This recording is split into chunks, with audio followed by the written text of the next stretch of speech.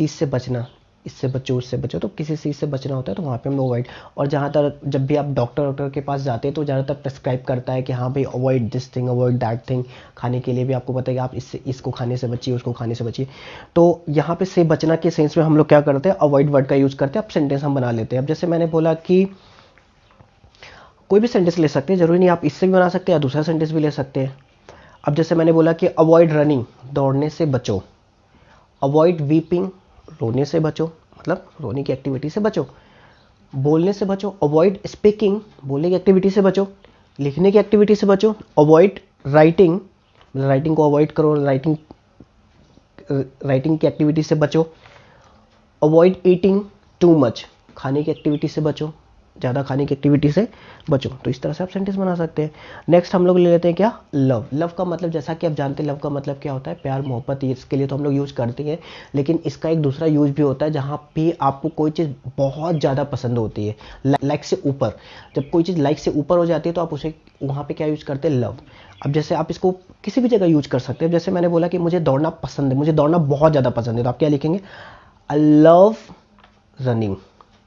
मुझे रोना बहुत पसंद है, आई लव वीपिंग।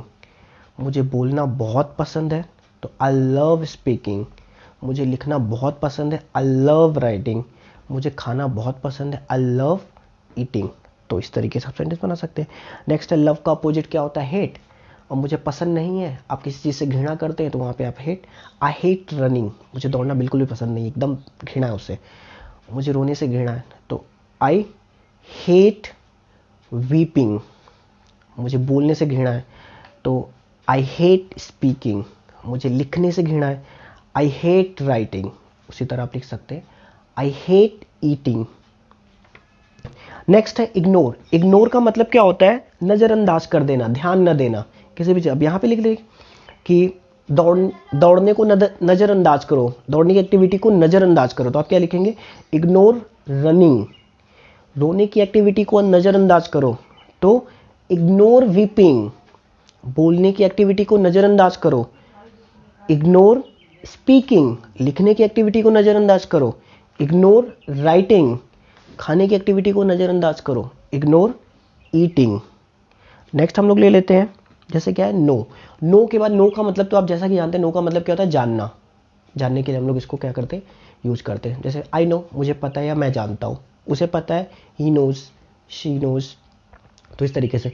अब जैसे मैंने कहा कि मैं जानता हूँ, अब मैं क्या जानता हूँ, मैं दौड़ना जानता हूँ, आई नो रनिंग। मैं रोना जानता हूँ, आई नो वीपिंग। मैं बोलना जानता हूँ, आई नो स्पीकिंग। मैं लिखना जानता हूँ, आई नो राइटिंग।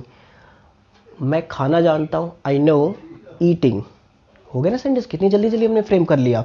अब जैसे तो जानता हूँ, मैं दौड़ना जानता हूँ, जैसे हमने लिखा तो आई नो रनिंग, आप इसको I know how to run भी लिख सकते हैं। तो मल्टीपल मैथड बहुत है, सिर्फ नॉलेज की कमी है, नॉलेज आप गेन करिए। कितने तरीके होते हैं किसी पर्टिकुलर सेंटेंस को, एक सेंटेंस को बोलने के 50 तरीके होते हैं। तो आपको फिलहाल आप अभी इसको सीखिए। तो आज के लिए हम इतना ही रखते हैं, बाकी का फॉर्मेशन हम लोग नेक्स्ट वीडियो के पार्ट में हम लोग सीख लेंगे।